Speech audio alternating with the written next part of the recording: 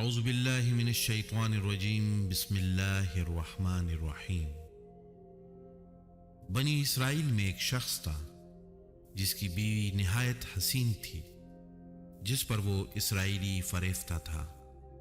چنانچہ جب اس عورت کا انتقال ہو گیا تو اس اسرائیلی کو بڑا قلق ہوا، اور ایک مدت تک وہ اس عورت کی قبر پر بیٹھا روتا رہا۔ اتفاقاً حضرت عیسیٰ علیہ السلام کا ادھر سے گزر ہوا تو انہوں نے اس اسرائیلی کو پریشان حال دیکھ کر اس کا سبب معلوم کیا۔ جب اسرائیلی نے اپنا واقعہ بیان کیا تو حضرت عیسیٰ علیہ السلام نے دریافت فرمایا، کیا تو چاہتا ہے کہ میں اس کو تیرے لیے زندہ کر دوں؟ اس نے عرض کیا کہ ہاں حضور، میں چاہتا ہوں۔ چنانچہ جب حضرت عیسیٰ علیہ السلام نے اس قبر کے مردے کو آواز دی تو قبر سے ایک حبشی غلام، جس کے ناک کے نتنوں، آنکھوں اور جسم کے دوسرے سوراخوں سے آگ کی لپٹیں اٹھ رہی تھیں، حضرت عیسیٰ علیہ السلام کو دیکھتے ہی غلام نے کلمہ پڑھا کہ لا الہ الا اللہ عیسیٰ روح اللہ۔ اسرائیلی نے یہ دیکھ کر عرض کیا، حضور مجھ سے غلطی ہو گئی، میری بیوی کی قبر تو دوسری ہے۔ یہ سن کر حضرت عیسیٰ علیہ السلام نے حبشی کو حکم دیا کہ تم اپنی قبر میں واپس ہو جاؤ۔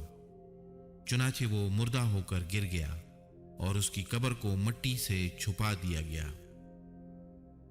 حضرت عیسیٰ علیہ السلام نے اس دوسری قبر کی جانب توجہ فرمائی اور حکم دیا کہ اے صاحب قبر، اللہ کے حکم سے زندہ ہو جا۔ چنانچہ قبر پھٹی اور اس سے ایک عورت سر سے گرد جھاڑتی ہوئی باہر آ گئی، جس کو دیکھ کر اسرائیلی بولا کہ یا روح اللہ، یہی میری بیوی ہے۔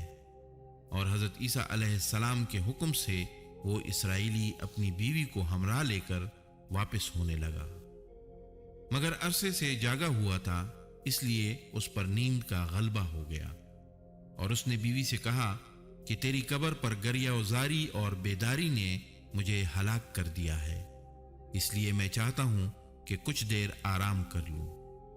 بیوی کہنے لگی کہ ہاں، آپ آرام کر لیجئے۔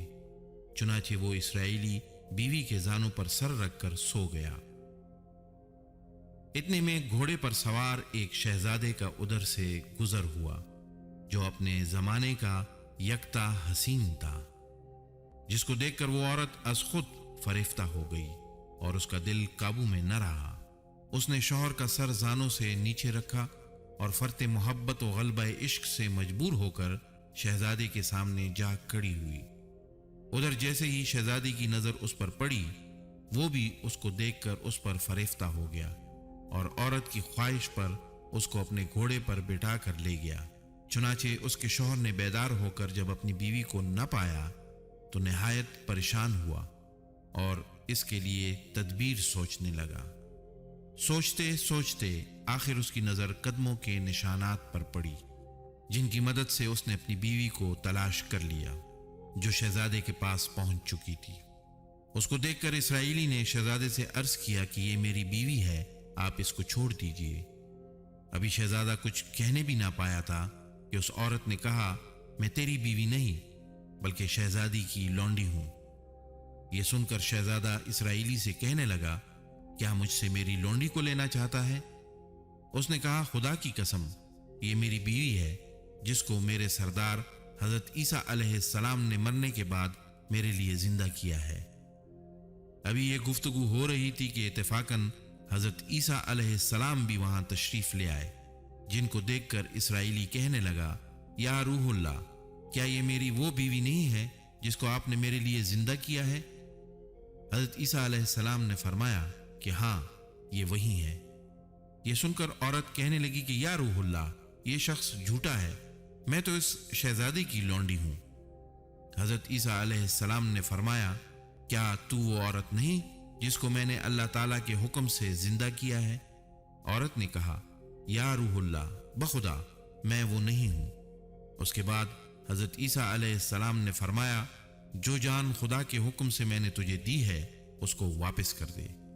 یہ سنتے ہی وہ عورت پھر مردہ ہو کر گر پڑی، اور حضرت عیسیٰ علیہ السلام فرمانے لگے کہ جو شخص ایسے آدمی کو دیکھنا چاہے جو کافر مرا تھا اور زندہ ہو کر ایمان لایا تو وہ اس حبشی غلام کو دیکھ لے جو پھر ایمان کی حالت میں مرا ہے، اور جو کوئی ایسے شخص کو دیکھنا چاہے جو مومن مرا تھا پھر اللہ نے اس کو زندہ کیا اور وہ کافر ہو کر حالت کفر میں مر گیا تو وہ اس عورت کو دیکھ لے۔ اس واقعے کو دیکھ کر اسرائیلی نے قسم کھائی کہ اب کبھی نکاح نہیں کروں گا، اور میدانوں کی طرف نکل گیا جہاں اللہ تعالیٰ کی عبادت میں مصروف رہ کر اسے موت آ گئی۔ اللہ تعالیٰ اس پر رحم فرمائے۔ نبی اور رسول کے اقرار و انکار کا نتیجہ اس حقائق سے ظاہر ہوتا ہے، اور سبق ملتا ہے کہ کامیابی اپنے نبی کی اطاعت و محبت سے ہی مل سکتی ہے۔ چنانچہ ہمیں بھی چاہیے کہ ہر حال میں اپنے نبی صلی اللہ علیہ وسلم کی اطاعت کو سامنے رکھیں، چاہے دل مانے یا نہ مانے، لیکن نبی کریم صلی اللہ علیہ وسلم کے طریقوں کو لازمی اپنایا جائے۔ اللہ تعالیٰ اس واقعے سے سبق حاصل کر کے عمل کرنے کی توفیق عطا فرمائے، آمین یا رب العالمین۔ محترم ناظرین، ہمارے چینل کو سبسکرائب کریں اور بیل کے بٹن کو دبا دیجیے تاکہ ہر نئی آنے والی ویڈیو کا نوٹیفیکیشن آپ کو ملتا رہے۔ اپنی قیمتی رائے کا اظہار کمنٹ باکس میں ضرور کیجیے۔ اللہ آپ کا حامی و ناصر ہو۔